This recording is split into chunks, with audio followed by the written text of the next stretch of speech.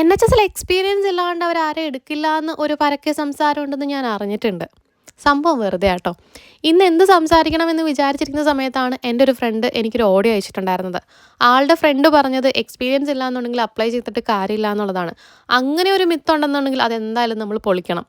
അങ്ങനെ പറയത്തക്ക വലിയ എക്സ്പീരിയൻസുകൾ വെച്ചിട്ടൊന്നുമല്ല ഞാൻ ഈ പല ജോലികൾക്കും അപ്ലൈ ചെയ്തിട്ടുള്ളത്. ഞാനുമായിട്ട് ഒരു ബന്ധവുമില്ലാത്ത പല ജോലികളും അപ്ലൈ ചെയ്ത് ഇൻ്റർവ്യൂ വരെ എത്തിയിട്ടുണ്ട്.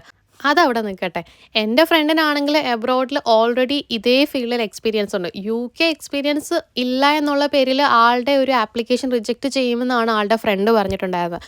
അങ്ങനെ ഒരു സംഭവമില്ല. കാരണം നാട്ടിൽ വർക്ക് ചെയ്തിട്ടുള്ളവരും അതുപോലെ എബ്രോഡ് പല സ്ഥലത്തും വർക്ക് ചെയ്തവരും ഇവിടെ അതേ പോസ്റ്റിൽ തന്നെ സ്പോൺസർഷിപ്പോടുകൂടി വർക്ക് ചെയ്യുന്ന പലരെയും അറിയാം.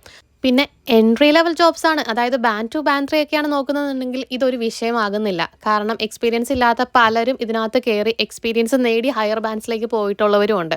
അതുകൊണ്ട് തന്നെ എന്തായാലും അപ്ലൈ ചെയ്തോ. പറ്റില്ല എന്ന് പറയാൻ ഒരുപാട് പേര് കാണും. അതൊക്കെ മൈൻഡ് ചെയ്യാതെ പറ്റുമെന്ന് കാണിച്ചു കൊടുക്കേണ്ട ഉത്തരവാദിത്തം നമ്മുടെയാണ്. അപ്പോൾ എല്ലാവരും ഓടിപ്പോയി അപ്ലൈ ചെയ്തോ. ഞാൻ എന്തായാലും സംസാരിക്കുന്നതിനിടയിൽ എൻ്റെ ദോശമാവ് ഏകദേശം സെറ്റായി. ഒരാഴ്ചത്തേക്കുള്ള ബ്രേക്ക്ഫാസ്റ്റ് ആണേ. അപ്പോൾ ശരി, അടുത്ത വീഡിയോയിൽ കാണാം.